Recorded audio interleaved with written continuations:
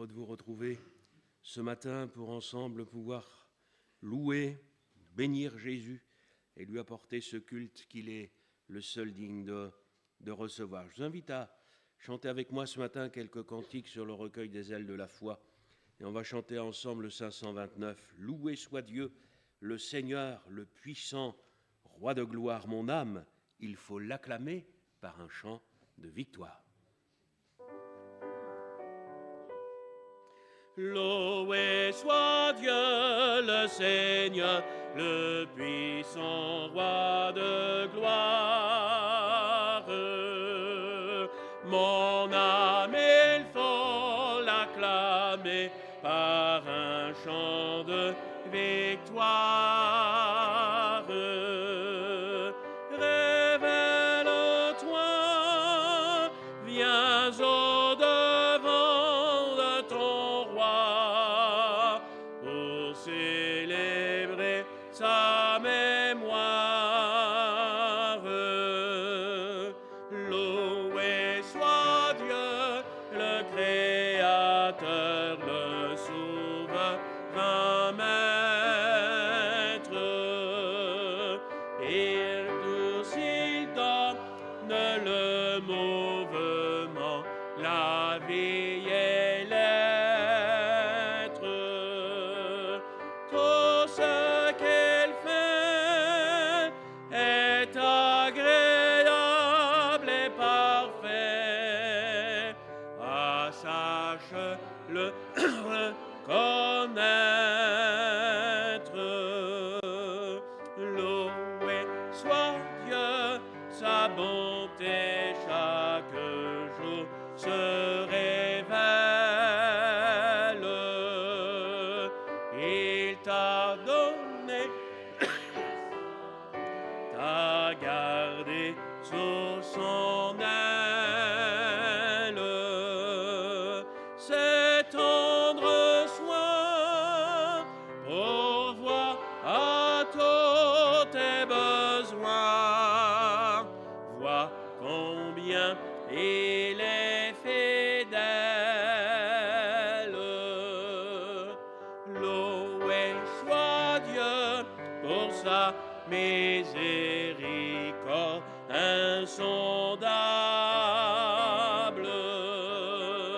qui se répand sur le péché le plus misérable. Ah, souviens-toi de ce que Jésus, ton roi, a souffert pour toi coupable. Loué soit Dieu, que les anges lui rendent hommage, que sa louange sur terre en tout lieu se propage. Car les naissances tout en moi chantent son nom. Alléluia, d'âge en âge. Oui, loué soit le nom du Seigneur. Et nous poursuivons avec le chant du 534 que de ce matin encore, toute la terre entonne un cantique en l'honneur du Seigneur.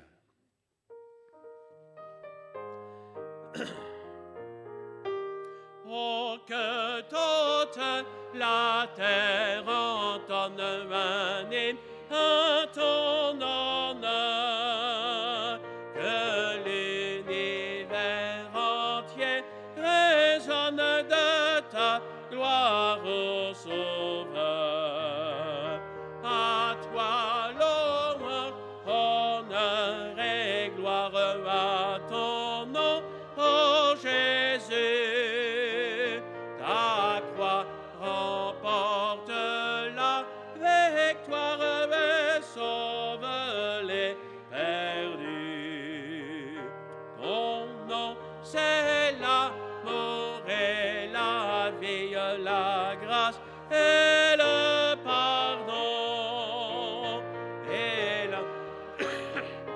Et ce qu'on fait à toi dans l'abandon.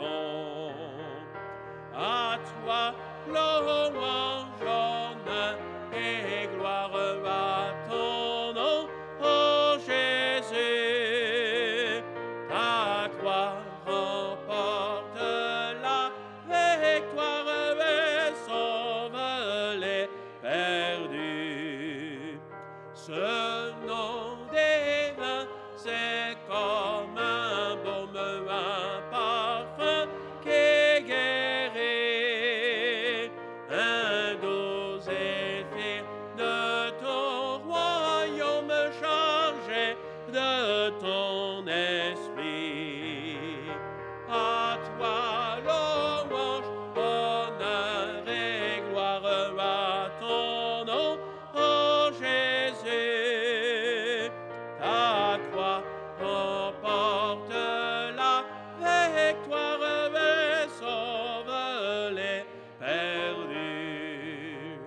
Ce nom fait trembler les abîmes, fait fuir tous les démons et lâche leurs pauvres victimes, ils ouvrent leur prison.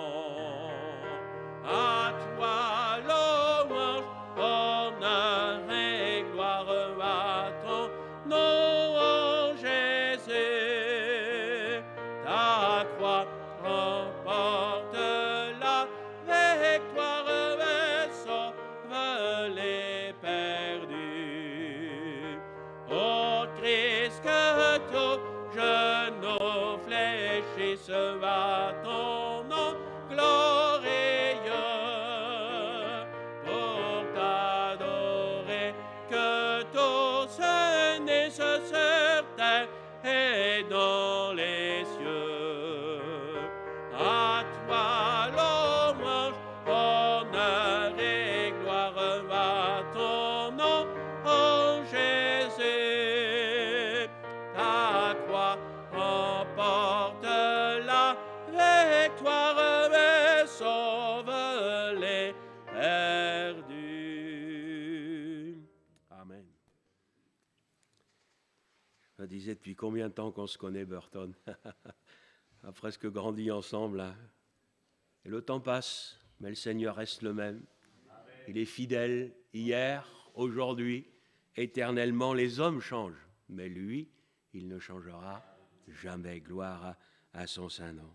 Alors j'aimerais chanter avec vous le beau nom de Jésus, avec ce cantique 533.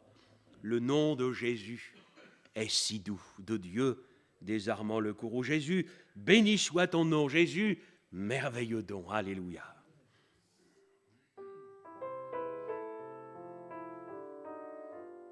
Le nom de Jésus est si doux, de Dieu désarmant le courroux.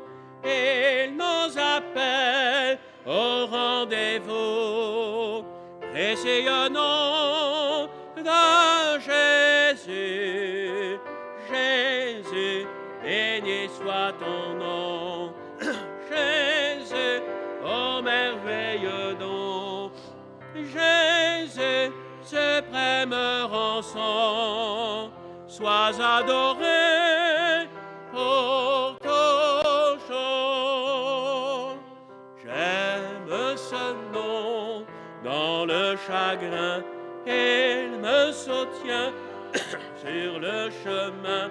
Sa musique est un son divin, précieux nom de Jésus. Jésus, béni soit ton nom. Jésus, ô merveilleux don. Jésus, suprême rançon, sois adoré pour toujours. J'aime le nom de mon Sauveur, car lui seul connaît tout mon cœur, lui seul me rend plus que vainqueur. Précieux nom de Jésus, Jésus, béni soit ton nom. Jésus, ô merveilleux nom.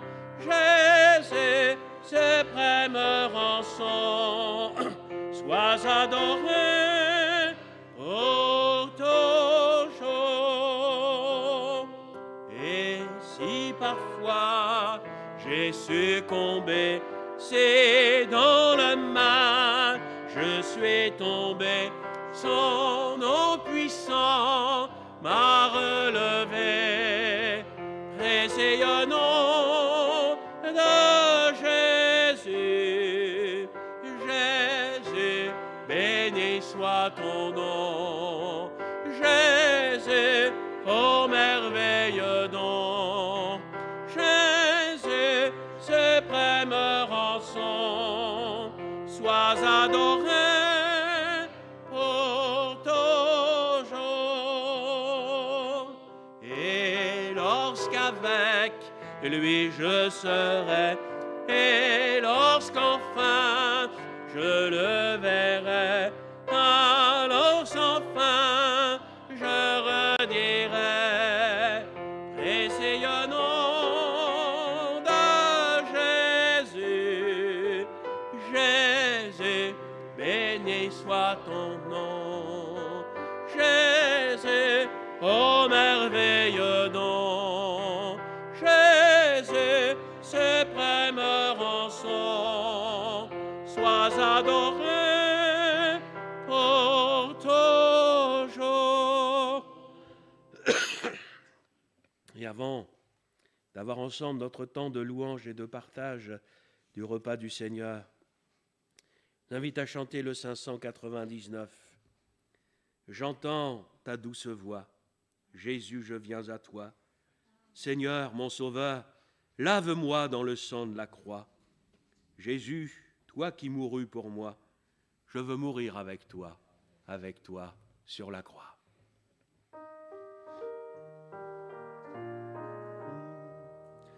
J'entends ta douce voix, Jésus, je viens à toi, je viens, ô Sauveur, lave-moi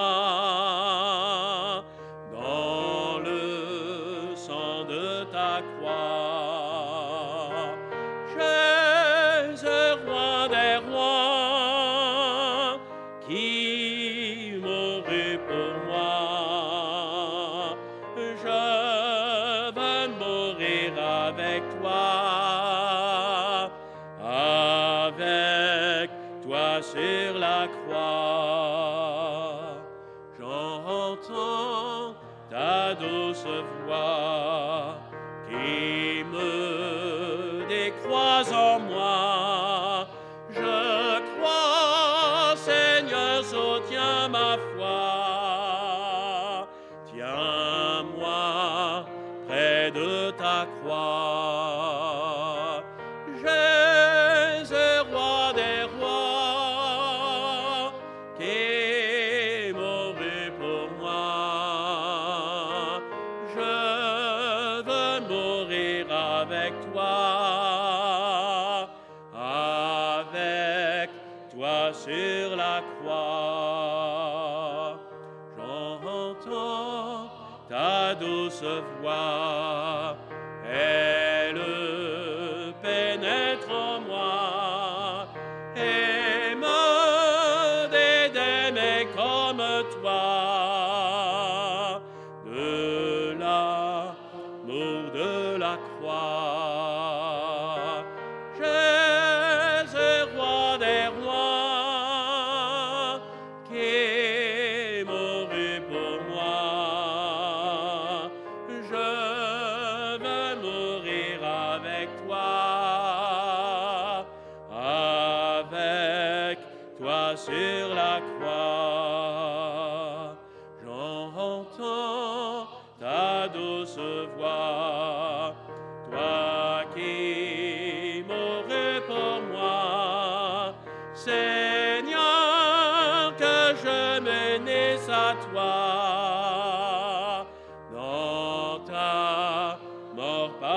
la foi. J'ai le roi des rois qui mourut pour moi. Je veux mourir avec toi sur la croix. Et l'apôtre Paul pouvait dire, j'ai été crucifié avec Christ. Et si aujourd'hui je vis, ce n'est plus moi qui vis, mais c'est Christ qui vit en moi. Et je voudrais vous inviter, frères et sœurs, à reprendre des textes que nous connaissons bien. 2 Timothée, chapitre 3.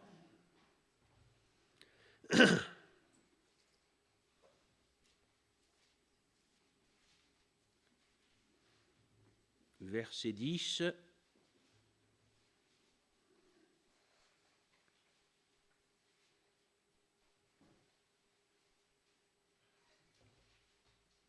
2 Timothée 3,10 pour toi, tu as suivi de près mon enseignement, ma conduite, mes projets, ma foi, ma douceur, mon amour, ma constance, mes persécutions, mes souffrances. À quelles souffrances n'ai-je pas été exposé à Antioche, à Icône, à Lystre? Quelles persécutions n'ai-je pas supportées? Et le Seigneur m'a délivré de toutes. Or, tous ceux qui veulent vivre pieusement en Jésus-Christ seront persécutés. Mais les hommes méchants et imposteurs avanceront toujours plus dans le mal, égarant les autres et égarés eux-mêmes. Mais toi, demeure dans les choses que tu as apprises et reconnues certaines, sachant de qui tu les as apprises. Dès ton enfance, tu connais les saintes lettres qui peuvent te rendre sage à salut par la foi en Jésus.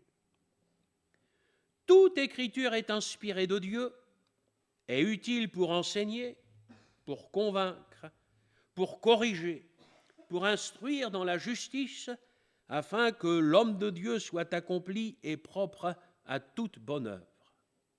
Je t'en conjure, devant Dieu et devant Jésus-Christ, qui doit juger les vivants et les morts, et au nom de son avènement et de son royaume, prêche la parole, insiste en toute occasion, favorable ou non, reprend, censure, exhorte, avec toute douceur et en instruisant. Car il viendra un temps où les hommes ne supporteront pas la saine doctrine, mais ayant la démangeaison d'entendre des choses agréables, ils se donneront une foule de docteurs selon leurs propres désirs, détourneront l'oreille de la vérité et se tourneront vers les fables. Mais toi, sois sobre en toutes choses, supporte les souffrances, fais l'œuvre d'un évangéliste, remplis bien ton ministère. Amen.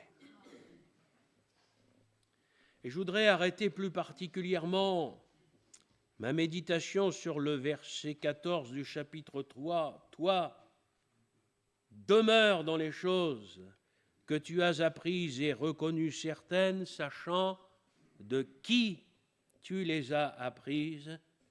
Et également ce verset 3 du chapitre 4, il viendra un temps où les hommes ne supporteront pas la saine doctrine, mais ayant la démangeaison d'entendre des choses agréables, ils se donneront une foule de docteurs selon leurs propres désirs, détourneront l'oreille de la vérité et se tourneront vers des fables.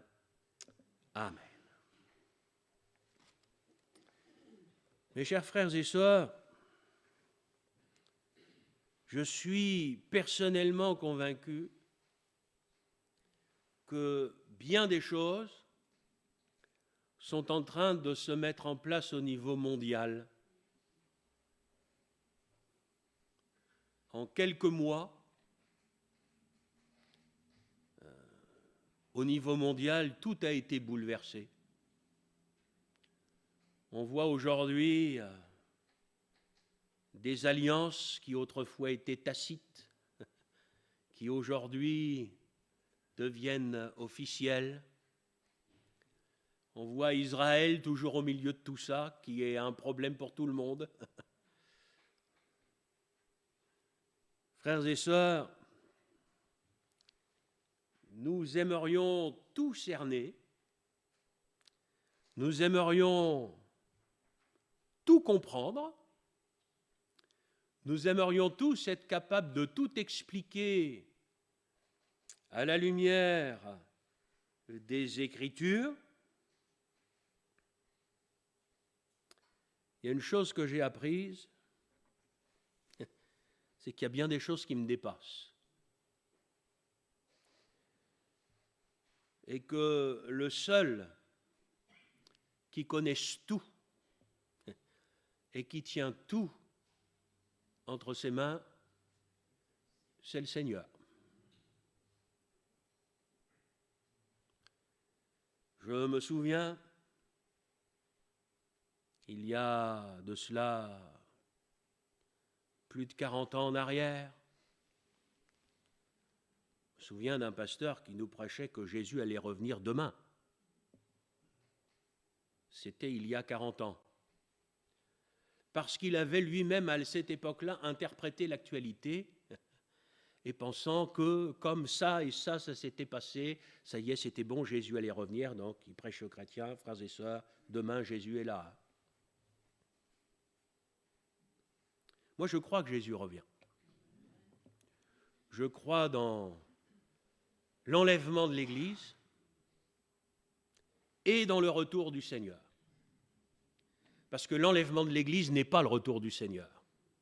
C'est l'enlèvement de l'Église. Le retour du Seigneur, c'est quand il viendra poser ses pieds sur le mont des Oliviers. Ça, c'est le retour en gloire du Seigneur. Mais je crois que le Seigneur va venir enlever l'Église. Je crois que c'est bientôt. Mais je ne me risquerai pas à vous dire que c'est demain. Peut-être ce sera demain, parce que ça peut aller très vite. Peut-être cela va-t-il demander encore quelques mois, quelques années, qui le sait. Je vais peut-être vous décevoir ce matin, je vais vous dire, moi je ne sais pas. Je sais qu'il revient, qu'il va venir nous enlever, et que tous ensemble, on va partir dans le ciel à sa rencontre. Je sais qu'il va revenir sur terre pour établir son royaume, mais moi je ne peux pas vous dire quand c'est. Ce que je vois, c'est que tout est en train de se préparer pour ce jour-là. Et j'ai envie de vous dire, il n'y a que celui qui est aveugle qui ne le voit pas. Frères et sœurs, il faut que ces choses arrivent. Vous savez, pour que Jésus revienne, il faut que l'Antichrist paraisse. L'un et l'autre viennent ensemble, n'est-ce pas? Il y en a un qui descend, il y en a un autre qui monte. Et nous ne pourrons pas l'empêcher d'arriver, parce qu'il faut qu'il y ait ce gouvernement mondial. C'est biblique. Il faut qu'il y ait cet homme qui paraisse sur la terre comme le Sauveur. Et tout ce qui est en train de se mettre en place est en train de préparer l'avènement de l'Antichrist. Celui qui va venir ramener l'ordre, qui va venir ramener la paix, qui va venir ramener la prospérité dans un monde aujourd'hui qui est complètement désorienté, où les gens ne savent plus où ils en sont, etc. Mais c'est partout. C'est partout. Alors, frères et sœurs, je vais vous apporter une grande prédication. Ce qui doit arriver va arriver. Vous ne pourrez pas le freiner. Parce que si ça arrive, c'est que Dieu le permet. Et si Dieu le permet, c'est que ces choses arrivent encore pour préparer ces temps, pour préparer l'enlèvement de l'Église, et pour que vous et moi, nous soyons prêts pour ce jour. Alors, qu'attend-il de nous? Bien que nous soyons prêts. Demain, après-demain, et après-demain, puisque nous ne savons pas quand le Seigneur va venir enlever l'Église, il faut que nous soyons prêts, et que nous soyons prêts tous les jours. Soyons bien conscients que Dieu veut notre salut et nous veut auprès de lui. Vous connaissez ces paroles de Jean 14, 3, c'est Jésus qui parle et qui dit « Je reviendrai et je vous prendrai avec moi, afin que là où je suis, vous y soyez aussi. Voilà ce que je crois. » Il reviendra et il nous prendra avec lui. Et aujourd'hui, mon travail en tant que serviteur de Dieu, c'est de faire en sorte que l'Église soit prête, qu'au sein de l'Église, chaque chrétien, chaque chrétienne soit prête pour ce jour où le Seigneur Jésus va venir nous prendre. Même si vous n'êtes pas capable de donner un nom aux têtes que vous allez trouver dans l'Apocalypse et expliquer chaque bête et chaque chose, j'ai envie de vous dire, ça c'est pas grave. Ce qui pour moi est essentiel, c'est que chacun de nous soyons prêts, parce qu'il a dit « je reviendrai » et il revient. Et il ne va pas revenir dans une époque facile. Il va revenir dans une époque qui nous est décrite, vous et moi nous le savons bien, au début de l'Apocalypse, dans les 3 premiers chapitres, avec ces lettres aux 7 églises, où c'est le Seigneur Jésus qui parle aux églises, c'est le Seigneur Jésus qui parle aux pasteurs des églises, qui ne s'arrête pas à ce qu'on voit au niveau de l'extérieur. Jésus, lui, voit vraiment ce qui se passe au niveau des cœurs. Éphèse, c'est l'abandon du premier amour. Il y avait la doctrine de Balaam dans cette église où il y avait un mélange avec les choses du monde. Il y avait cette église où il y avait cette femme qui enseignait, qui se disait prophétesse et qui séduisait les serviteurs. Il y avait cette église qui passait pour être vivante, mais qui était morte. Cet autre où le Seigneur va lui dire « tu es tiède, ni froid, ni bouillant ». Alors, pourquoi faudrait-il être surpris aujourd'hui de voir ces choses alors que toutes ces choses sont prophétiques? Elles ont été annoncées dans la parole de Dieu. Parfois, certains viennent me voir en me disant « mais Gilles, mes frères, mais comment ça se fait qu'on puisse aujourd'hui voir de telles choses dans des églises ?» J'ai envie de dire, ouvrez votre Bible. Ouvrez votre Bible. Ce qu'on appelle le syncrétisme religieux, vous savez, c'est typique de la religion, c'est un mélange. C'est un petit peu le potage avec les coloquintes d'Élysée. On prend tout ce qu'on trouve pour faire une espèce de soupe, qui convienne à... Aujourd'hui, il faut que l'Église convienne à tout le monde. Donc, bien des personnes vont faire en sorte que dans l'Église, il va falloir plaire aux jeunes, va falloir plaire aux âgés, aux couples, aux hommes, aux femmes, va falloir plaire aux différentes cultures, et il va falloir... Et au bout d'un moment, on ne sait plus quoi faire,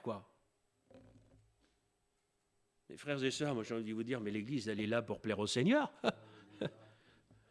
Après, le reste n'a aucune importance. Quand vous regardez la prédication de Paul, il n'a jamais cherché à plaire aux hommes. Je crois qu'aujourd'hui, de la même manière, nous n'avons ni cherché à plaire d'ailleurs, ni à déplaire. Nous avons besoin de prêcher Christ, de prêcher la parole de Dieu. Cette prédication, frères et sœurs, c'est une prédication qui n'a pas changé et qui ne doit pas changer. C'est une transmission. Timothée, tu es un jeune serviteur de Dieu. Il faut que tu demeures dans les choses que tu as apprises. Amen. On t'a appris des choses, tu n'es pas là pour les changer, tu es là pour demeurer dans ces choses que tu as apprises. Ces choses ne sont pas des choses farfelues. Elles ont été reconnues certaines. Elles ont été éprouvées. Elles ont fait leur preuve dans l'Église pendant des dizaines d'années. Ce n'est pas une invention, ce n'est pas une mode qui passe.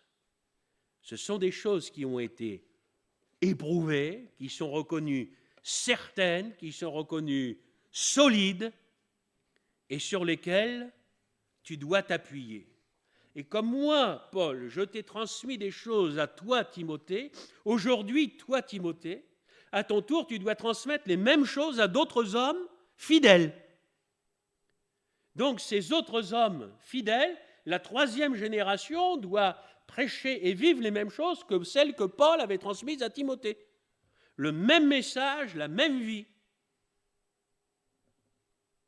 Frères et sœurs, il n'y a pas un message pour l'Église d'hier et un message pour l'Église d'aujourd'hui.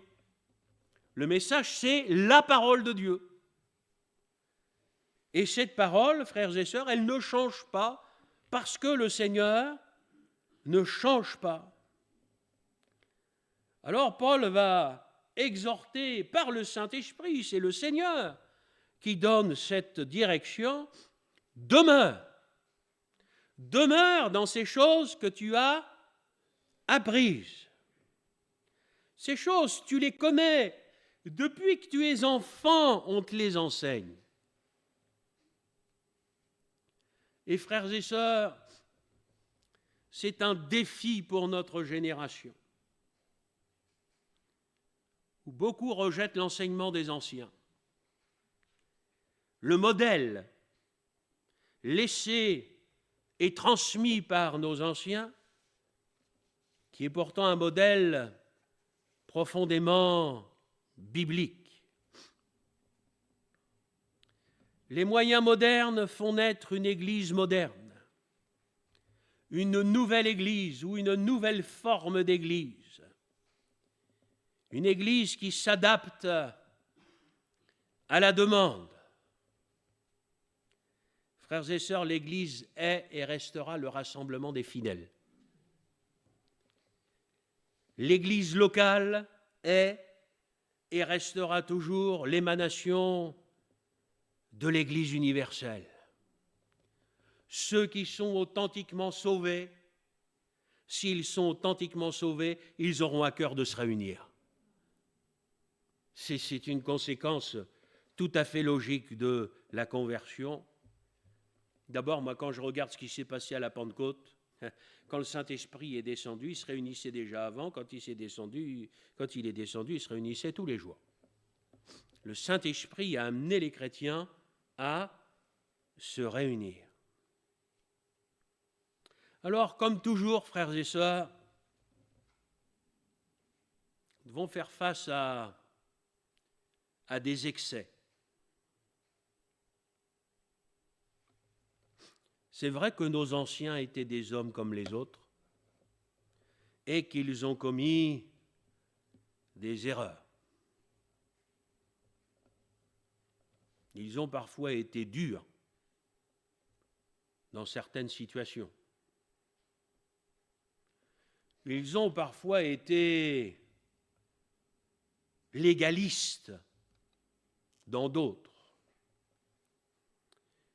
Et à cause de ces erreurs qui ont pu être commises, il existe un discours qui consiste à rejeter en bloc tout ce que nos anciens nous ont laissé. J'aimerais vous dire, c'est profondément contraire à ce que le Seigneur désire. Moi, je crois, frères et sœurs, qu'il ne faut pas fermer les yeux sur ce qui n'a pas été dans le passé. Il ne faut pas fermer les yeux sur les erreurs, sur les excès qui ont véritablement existé dans le passé. Mais nous, ça doit nous servir de leçon, afin que nous ne commettions pas les mêmes erreurs, afin que nous ne tombions pas dans les mêmes excès. C'est toujours facile de pointer le doigt sur l'autre. Moi, je crois, frères et sœurs, que les erreurs des autres doivent nous servir à nous de leçon et pas d'excuses. Et je crois, frères et sœurs, que nous devons demeurer dans ces choses que nous avons apprises, savoir tirer des leçons de tout, avoir de l'honnêteté, de l'objectivité, de ne pas tout avaler comme cela en disant « là là, ça venait des anciens, c'est beau, c'est ça, c'est merveilleux ». Non. Nos anciens étaient des hommes de la même nature que nous et effectivement ont commis certaines erreurs. Ce n'est pas pour ça qu'il y a un nouveau modèle pour l'Église d'aujourd'hui. L'Église du Seigneur, c'est l'Église. Et nous n'avons pas à rejeter cet enseignement des anciens, mais nous avons à le transmettre en demandant au Seigneur la grâce de ne pas transmettre les erreurs. Qu'est-ce que vous en dites? Ça veut dire qu'il faut les reconnaître d'abord. Ça veut dire, frères et sœurs, qu'il ne s'agit pas pour nous de chercher aujourd'hui à avoir une église qui soit un copier-coller de l'église des années 30 ou de l'église des années 50. L'église des années 30, c'était l'église des années 30, l'église des années 50, c'était l'église des années 50. Mais permettez-moi quand même de partager quelques pensées avec vous. Vous savez qu'à cette époque-là, même le téléphone filière, c'était un luxe. Moi, je me souviens de ma grand-mère paternelle, qui était mère. Parce qu'elle était mère, elle avait le téléphone. Donc les gens dans le village, quand ils avaient besoin de téléphoner, ils venaient taper à la porte de Madame la mère en disant « Est-ce qu'on peut utiliser votre téléphone pour appeler médecin, ceci, cela ?» Parce que les gens, ils n'avaient même pas le téléphone à la maison. Les jeunes aujourd'hui, ils ne pouvaient pas comprendre cela. Il n'y avait pas d'Internet. C'est quand même très récent, Internet.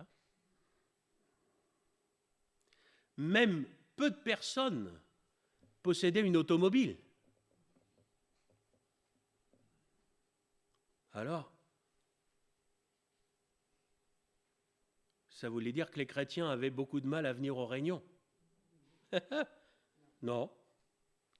Ils étaient plus fidèles aux réunions que les chrétiens d'aujourd'hui. Ils venaient en vélo, à pied, ils prenaient le car, ils se levaient aux aurores pour rentrer au crépuscule le soir, mais ils étaient plus fidèles aux réunions que les gens d'aujourd'hui, alors qu'ils sont loin, mais loin, loin, loin, d'avoir eu les moyens que nous avons aujourd'hui. Ils faisaient des efforts. Aujourd'hui, il faut que les pasteurs fassent l'effort d'amener l'Église dans les maisons, parce que les gens ne veulent plus venir à l'Église. Alors, frère, il y a Internet maintenant. Donc, nous avons créé une Église numérique. Frères et sœurs, Est-ce que vous croyez franchement qu'un berger puisse élever un troupeau de moutons derrière un écran d'ordinateur?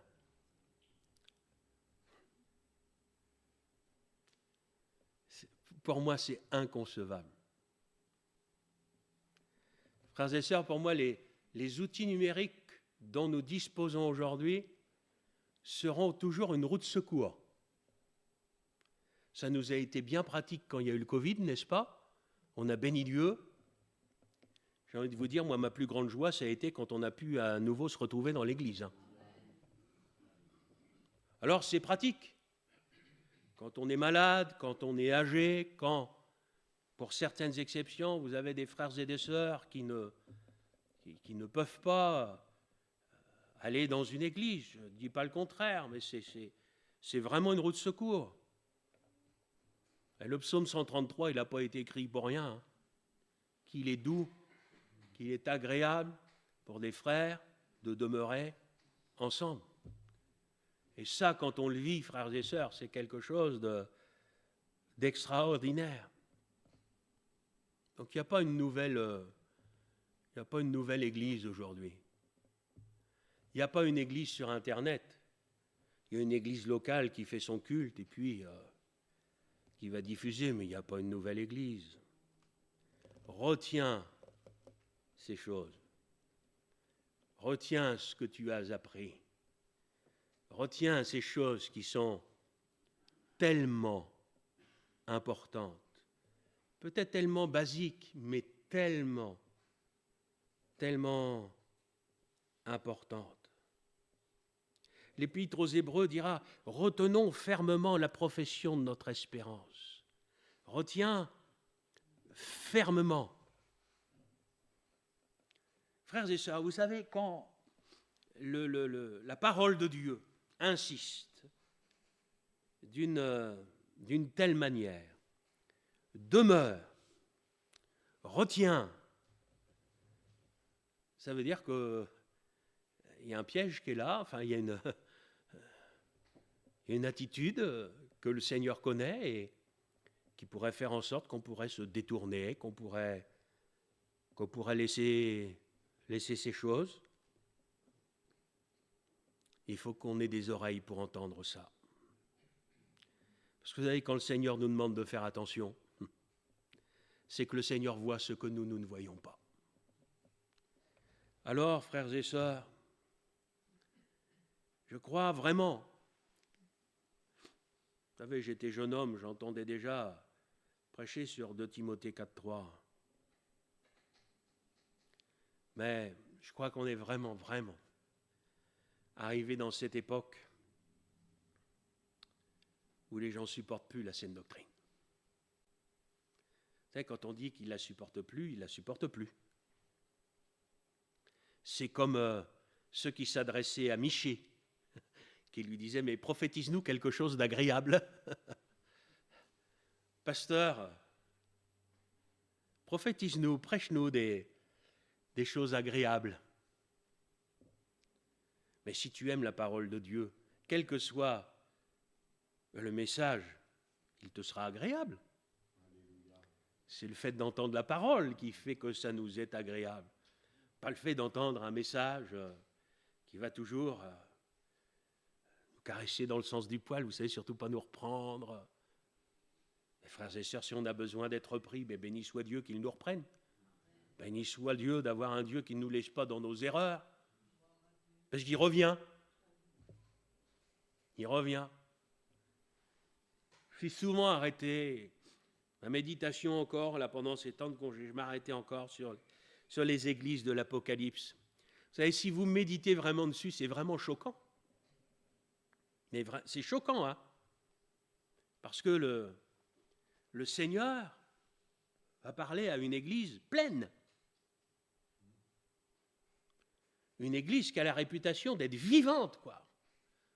Les gens, quand ils parlent de cette église, ils vont dire « Waouh, regardez les gens, regardez la vie, regardez ceci, cela. » Et quand le Seigneur la regarde, ça ne veut pas dire que toutes les églises qui passent pour être vivantes sont mortes, hein. Mais cette église-là, quand le Seigneur la regarde, il dit « Mais toutes ces choses ne sont que des apparences. La réalité spirituelle, en fin de compte, c'est la mort. » Et voyez-vous, je méditais ça, je me dis, mais Seigneur, c'est terrible. Ça veut dire que le dimanche matin, cette église se réunit. Ça veut dire qu'ils vont chanter des cantiques. Ça veut dire que, j'espère, vous savez, tous pères aujourd'hui, j'espère qu'ils prennent encore la Sainte Seine, parce que les endroits, on ne la prend même plus.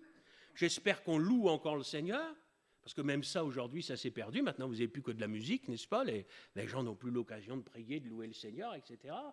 Donc, je m'imagine, mais je dis donc, je vois une église réunie, qui chante, tout ça, qui paraît vivant. Un prédicateur, mon ami, qui oh là là là là, Verrier, vivant. Et les gens, quand ils reparlent, disent, qu'est-ce qu'on a eu comme bon culte? Et à la sortie, il y a le Seigneur Jésus qui vient saluer le pasteur, qui lui dit, tu sais, ta prédication ce matin, c'était la mort. Pourtant, le gars, ça ne veut pas dire que tous les gars qui... mais ça veut dire que nous, on s'arrête à ce qui va frapper nos yeux. Hein? Le Seigneur lui regarde à ce que les gens ne voient pas. Les cœurs. Les formes sont là. Mais le plus important pour le Seigneur, c'est le premier amour. Aujourd'hui, tu ne viens plus pour le Seigneur, tu ne viens plus pour la parole, tu viens pour autre chose. Tu as perdu ton premier amour. Pauvre Église, tu passes pour être vivante, mais en fait, tu es morte. Pauvre Église, tu mélanges tout. Tu as fait rentrer le monde dans l'Église. Il y a la mentalité du monde maintenant dans l'Église. C'est comme la doctrine de Balaam. Vous savez, c'était quoi la doctrine de Balaam? C'est fait en sorte qu'il y ait de jolies filles inconverties qui puissent taper dans l'œil des gars du peuple de Dieu. Alors que Dieu a dit non. Dieu a dit c'est interdit. Encore aujourd'hui, hein? Encore aujourd'hui. Un chrétien, une chrétienne ne peut pas se marier avec un inconverti. Dieu a dit non, c'est défendu. Vous ne vous mettrez pas avec un infidèle sous un joug étranger. Ça, vous n'avez pas le droit. Bon. Après, oh mes frères, comment voulez-vous qu'ils se convertissent? La prostitution sacrée, ça s'appelle. Ouais, moi j'en ai connu. Puis en fin de compte, il ne s'est pas converti le gars, mais aujourd'hui la personne qui était convertie, on ne la voit plus dans la maison du Seigneur. Vous savez, frères et sœurs, quand Dieu dit non, il a des raisons. Est-ce que vous croyez que Dieu a toujours raison? Ah frère, je ne comprends pas, mais on s'en moque que tu ne comprennes pas. Ce qui est important, c'est d'obéir. Si Dieu dit non, t'inquiète pas, Dieu a des raisons de dire non. Dieu a toujours raison. Frères et sœurs, que Dieu nous garde de nous croire forts. Que Dieu nous garde de nous croire meilleurs que les autres. Je sais ce que je dis. Vous savez, cette mentalité légaliste. Ah oui, mes frères, nous on ne fait pas ci, nous on ne fait pas ça, etc. Donc, regardez ce qui se fait là. Ben, j'ai envie de vous dire, mais arrêtez de passer votre temps à regarder ce qui se fait là. Regardez ce qui se fait dans votre vie. Examinez votre vie à la lumière de la parole de Dieu. Vous savez, mon frère, ma soeur, si on passe notre temps aujourd'hui à se nourrir de tout ce qui se passe, on ne va pas se faire du bien. Mais moi, je connais un moyen de se faire du bien. Ouvrez donc la parole de Dieu et demeurez dans la parole de Dieu. Vous savez, la Bible dit que celui qui se souille encore. Celui qui se sanctifie encore. Vous savez, frères et sœurs, il y a des choses que ni vous ni moi nous pourrons freiner de toute façon. Nous sommes dans cette époque, il faut que ces choses arrivent. Donc elles arrivent, elles arrivent, elles sont là. Mais toi, demeure fidèle. Toi, demeure dans ces choses. Elles ont été reconnues certaines, bien. Demeure dans ces choses. Retiens-les, mais fermement. Parce que vous savez, frères et sœurs, des temps difficiles viennent. Mais c'est ceux qui seront restés attachés à la parole de Dieu qui, par la grâce de Dieu, tiendront debout quand ces temps difficiles vont venir. Et quand les temps difficiles vont venir, on ne sera pas debout parce qu'on sera meilleur que les autres, mais parce que le Seigneur nous tiendra. Mais le Seigneur tiendra ceux qui seront attachés à lui, ceux qui seront attachés à sa parole. Je voudrais de la part du Seigneur vous souhaiter bon courage. Je ne sais pas ce qui va se passer demain. De toute façon, si je sais ce qui va se passer, on va partir là-haut. Soyez pas surpris. Frères et sœurs, n'ayez pas peur de tout ce qui pourra arriver demain. Placez votre foi, votre confiance dans le Seigneur. Ces choses sont les choses de la terre. Ce qui doit arriver va arriver, frères et sœurs. On ne pourra pas le freiner. Toi, sois fidèle. Demeure fidèle au Seigneur dans ces choses que tu as apprises, qui sont reconnues comme solides, qui sont reconnues comme certaines. Et sois fidèle jusqu'au jour où le Seigneur Jésus va revenir. Le reste, ce n'est pas important. Comme je le disais tout à l'heure, même si on n'est pas capable de tout expliquer dans le détail, moi j'ai des frères, ils sont capables de tout expliquer dans le détail, etc. Béni soit Dieu, ils l'ont reçu du Seigneur. Et vous savez, frères et sœurs, il va falloir que le Seigneur nous tienne, et que nous on tienne bon. Parce que moi je suis vraiment convaincu que ça va, au niveau mondial, vous allez voir, ça va continuer. Il faut que ces choses arrivent. Nous, on ne voudrait pas. On prie pour la paix dans le monde. Ne vous inquiétez pas, ça va arriver avec l'Antichrist. Quand vous priez comme ça, vous priez pour que l'Antichrist arrive. Qui va ramener la paix ici-bas sur cette terre pour être proclamée comme cela d'après vous? C'est lui, Vous serez persécutés. On l'a lu ou pas ce matin? Ceux qui veulent vivre pieusement seront persécutés. Alors vous avez la Bible qui dit, tu seras persécuté, toi tu pries en disant, Seigneur, fais que je ne sois pas persécuté. C'est toi qui vas avoir raison ou c'est la Bible? Ça ne sert à rien de prier en disant, Seigneur, fais en sorte que je ne sois pas persécuté, puisque Jésus a dit, tu le seras. Donc ce qu'on fait, c'est qu'on se prépare à des temps difficiles. On ne va pas demander au Seigneur d'aller contre la parole. Il nous annonce que des temps difficiles vont venir, des temps difficiles vont venir. Et nous, humblement, on se dit, mais Seigneur, qui va être assez fort pour pouvoir traverser des époques comme celle-là? Alors on va chanter des vieux cantiques. Seigneur, chaque jour, à chaque heure, j'ai besoin de toi. Eh ouais, dépendant du Seigneur, dépendant de lui, dépendant de sa parole, conscient que le seul qui nous tiendra debout dans cette époque-là, frères et sœurs, c'est lui. Et après, ne soyons pas surpris de voir parfois tant de personnes laisser les voies du Seigneur. Vous savez, c'est le but du diable. Il est comme un lion, rugissant, cherchant qui il va dévorer. Et comme la seule chose que vous pouvez regarder à la télé, ce sont les émissions animalières, vous allez devenir fort sur les animaux. Avez-vous remarqué que les prédateurs vont toujours chercher les animaux faibles ou malades? Pourquoi se fatiguer à courir après celui qui court très vite alors qu'à côté, il y en a un qui est facile à attraper?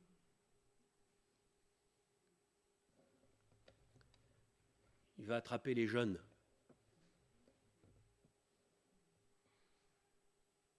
Il va attraper les âgés. Il va attraper les malades. D'abord, parce que là, on est en position de faiblesse. Les jeunes, ils se croient forts. Ça va pas plaire ce que je vais leur dire, mais c'est pas grave. Les jeunes, on n'a rien à leur dire. Hein. Ils savent tout, ils se croient forts, etc. Le diable, il dit, attends-toi, je vais t'avoir au tournant. Parce que le Seigneur dit que celui qui se croit fort fasse attention de ne pas tomber, n'est-ce pas? Quand on est malade, quand on est faible, quand on est sans force. Alors là, il faut prier. Là, il faut prier, frères et sœurs. Là, il faut faire attention. Il faut faire attention à nos jeunes. Faut les entourer. Il faut faire attention à nos malades. Ça ne suffit pas de prier pour leur santé. Il faut prier pour leur âme, pour qu'ils tiennent bon dans la foi. Eh oui, parce que le corps, c'est une chose, mais vous savez, quand le corps est touché, hein, le moral est souvent touché aussi. Hein, des fois, la foi aussi, frères et sœurs, on n'a pas toujours une foi extraordinaire. Hein, elle fait parfois défaut. Donc, quand on prie pour les malades, pensez à prier pour leur vie spirituelle, pour que le Seigneur les remplisse du Saint-Esprit, que le Seigneur leur donne de tenir bon dans la foi, qu'ils restent fidèles. Ce n'est pas toujours facile, frères et sœurs. Il faut vraiment qu'on comprenne tout ça en compte.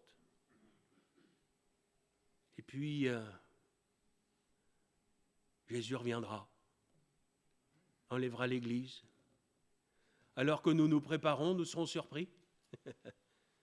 Mais il reviendra.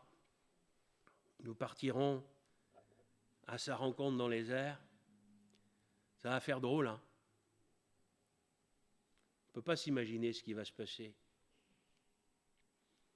Dans les cimetières, les morts en Christ qui vont ressusciter. Quel bazar ça va faire là-dedans. Non, mais les tombes vont s'ouvrir, hein, frères et sœurs. Hein, Ouais. Vous imaginez ça? Moi, je dis béni soit Dieu parce que j'y crois. Et puis quand ils seront ressuscités, ensemble, en un éclair, en un clin d'œil, on va partir dans le ciel, avec le Seigneur à sa rencontre. On va partir, pas parce qu'on est là tous les dimanches matins au culte, on va partir parce qu'on sera prêt. On ne va pas partir parce qu'on va faire partie de l'église biblique de Pont-Audemer. On va partir parce qu'on sera prêt. Et celui ou celle qui ne sera pas prêt ce jour-là, la Bible dit, il y en a un qui sera pris et puis l'autre qui sera laissé. Alors, les questions des enfants. Oui, mais Gilles, quand le Seigneur va revenir, il y a des gens qui seront en train de conduire. Qu'est-ce qui va arriver? Il va y avoir des accidents? Oui, si tu laisses une voiture rouler toute seule, avaler dans le fossé. Et puis pour ceux qui sont morts dans la mer, la mer va rendre aussi ses cadavres. Il faut lire la parole de Dieu, etc. C'est ceux qui sont morts brûlés. Vous savez, quand vous en avez, ça fait 700 ans qu'ils sont sous terre, c'est pas mieux que ceux qui ont été brûlés, il reste que de la poussière, hein, vous inquiétez pas. Et ça, c'est les questions des enfants. Vous avez remarqué, c'est très terrestre. Ce qui est important, c'est pas ça. C'est bien les enfants que vous posiez des questions là-dessus. C'est mieux que vous soyez sauvés. Parce que même si vous n'êtes pas capable de comprendre comment la résurrection va se passer, si vous êtes sauvés, vous partirez dans le ciel. Si vous n'êtes pas sauvés, vous resterez sur la terre à vous poser des questions. C'est comme ça avec le Seigneur. Hein. Et mon frère, ma soeur, est-ce que tu es prêt? Parce que Jésus pourrait venir là, le culte pourrait ne pas se terminer. Est-ce que vous êtes prêt? Mais prêt. Es-tu prêt pour l'éternité, dit ce cantique qu'on chante de temps en temps à l'évangélisation? Que le Seigneur vous bénisse.